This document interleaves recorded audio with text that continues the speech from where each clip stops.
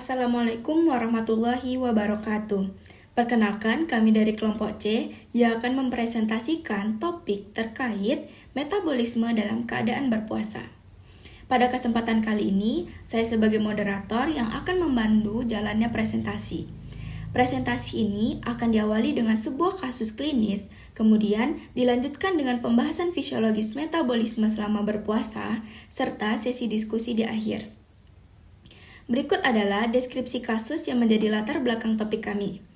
Salah satu aturan penurunan berat badan yang terkenal menyatakan bahwa waktu makan sama pentingnya dengan apa yang kita makan. Itulah sebabnya banyak dari kita yang telah lama berpegang teguh pada konvensi waktu makan tertentu yang telah diyakini akan membantu menjaga metabolisme kita tetap lancar sejak bangun tidur, memulai pagi dengan sarapan yang padat, atau tidak makan sepanjang hari. Kita berusaha untuk tidak berpuasa lebih dari beberapa jam, sekitar 14 jam saat berpuasa. Allah melarang kita seharian penuh tanpa makan. Bahkan ahli gizi mengatakan bahwa hal itu dapat memperlambat laju metabolisme kita hingga sangat lambat. Lalu, bagaimana kita memperoleh energi selama berpuasa dan bagaimana kita bisa menjaga glukosa plasma dalam batas normal saat berpuasa? Jika kita kehilangan banyak peristiwa dalam hidup atau stres memikirkan makanan karena diet, maka inilah saatnya untuk melepaskan diri, bersantai, dan menilai ulang. Baik, dengan kasus tersebut sebagai landasan, kita akan membahas lebih lanjut mengenai tahapan metabolisme yang terjadi selama puasa, mulai dari penggunaan glikogen, pemecahan lemak, pembentukan keton, hingga perubahan hormonal. Untuk itu, saya persilakan kepada Fadila untuk melanjutkan presentasi. Puasa.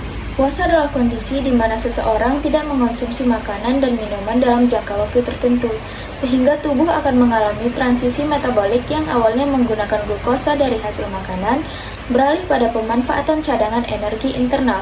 Tujuan metabolik utama tubuh saat puasa yaitu menyediakan energi untuk sel-sel tubuh, terutama pada otak, menjaga kadar glukosa darah dalam rentang fisiologis 70-100 mg per desiliter. Memperoleh energi selama berpuasa. Saat berpuasa, tubuh tak mendapatkan asupan energi dari makanan. Oleh sebab itu, tubuh akan beralih pada cadangan energi internal.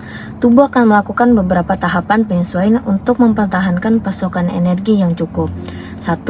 Pemanfaatan glukosa simpanan atau bisa disebut glikogenolisis. Pada awal puasa, sekitar 6-24 jam pertama, tubuh akan menggunakan glukosa yang disimpan dalam bentuk glikogen di hati dan di otot. Proses ini disebut glikogenolisis. Hati menguraikan glikogen menjadi glukosa yang kemudian dilepaskan ke dalam darah untuk digunakan oleh otak dan jaringan lain sebagai sumber energi utama. Yang kedua, peralihan ke lemak, lipolisis, dan beta-oksidasi. Setelah cadangan glikogen habis, umumnya setelah 24 hingga 48 jam, tubuh beralih menggunakan lemak sebagai sumber energi utama. Lemak dipecah menjadi asam lemak dan gliserol melalui proses lipolisis asam lemak, kemudian diubah menjadi energi melalui beta-oksidasi di dalam mitokondria. Yang ketiga, pembentukan badan keton atau ketogenesis. Dalam kondisi puasa lebih dari 2 hari, tubuh mulai membentuk badan keton dari asam lemak di hati. Badan keton seperti asetoaseta dan beta-hidroksibutirat menjadi sumber energi penting bagi otak dan jaringan lain ketika kadar glukosa darah rendah. Yang keempat, penggunaan protein atau gluconeogenesis. Jika puasa berlangsung lama dan asupan energi masih belum tersedia, tubuh mulai memecah protein dari otot untuk menghasilkan glukosa melalui proses gluconeogenesis. Namun, ini adalah mekanisme cadangan terakhir karena tubuh berusaha mempertahankan massa otot selama mungkin. Yang terakhir, penyesuaian hormon. Selama puasa, kadar insulin akan menurun, sedangkan hormon glukagon, kortisol, dan hormon pertumbuhan meningkat. Penyesuaian ini membantu memfasilitasi pelepasan energi dari cadangan tubuh. Selanjutnya ada menjaga glukosa plasma darah dalam batas normal selama puasa. Selama berpuasa, tubuh tidak mendapatkan glukosa dari makanan. Namun, tubuh manusia memiliki sistem metabolisme adaptif untuk menjaga kadar glukosa plasma tetap stabil demi memenuhi kebutuhan energi, terutama bagi otak. Dengan mekanisme utamanya ada 4. pertama ada glycogenolysis, sumber glukosa cepat dari hati. Selama 6-24 jam pertama puasa, tubuh memecah glikogen yang disimpan di hati untuk menghasilkan glukosa melalui glycogenolysis. Proses ini mempertahankan kadar glukosa darah normal tanpa asupan makanan. Glikogen hati menjadi sumber utama glukosa dalam fase awal puasa. Kedua, gluconeogenesis, produksi glukosa dari bahan non-karbohidrat. Gluconeogenesis, produksi glukosa dari bahan non-karbohidrat. Ketika cadangan glikogen hati habis, tubuh mengandalkan gluconeogenesis, yaitu pembentukan glukosa dari asam amino, gliserol, dan laktat. Mekanisme ini menjaga pasokan glukosa bagi organ vital seperti otak dan eritrosit. Mekanisme yang ketiga, peran hormon. Insulin menurun, glukagon meningkat. Selama berpuasa, hormon insulin yang biasanya mengatur penyerapan glukosa akan menurun. Sebaliknya, hormon glukagon akan meningkat. Glukagon inilah yang memberikan sinyal ke hati untuk memecah glikogen dan membentuk glukosa baru. Ini adalah cara tubuh menjaga kadar gula darah agar tetap stabil meskipun kita tidak makan. Nah, selanjutnya, lemak dan batan keton, yaitu energi cadangan untuk otak. Setelah lebih dari 24 jam berpuasa, tubuh mulai menggunakan lemak sebagai sumber energi. Lemak dipecah menjadi badan keton oleh hati.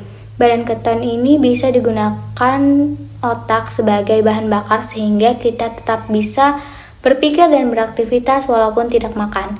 Ini membantu menjaga kadar glukosa agar tetap aman. Alhamdulillah, kita telah sampai pada penghujung presentasi dari kelompok C dengan topik metabolisme dalam keadaan berpuasa. Dari pemaparan tadi, kita telah belajar bahwa saat tubuh berada dalam kondisi puasa, kita akan melalui tahapan penyesuaian metabolisme, mulai dari penggunaan glikogen, pemecahan lemak menjadi asam lemak, pembentukan badan keton, hingga akhirnya menggunakan protein sebagai sumber energi terakhir. Berikut adalah referensi yang kami gunakan untuk menjawab kasus studi yang telah diberikan.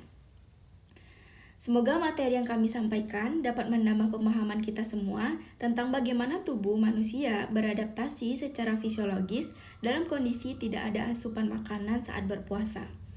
Saya selaku moderator, mohon maaf apabila ada kesalahan dalam memandu jalannya presentasi ini. Kami mohon undur diri. Wassalamualaikum warahmatullahi wabarakatuh.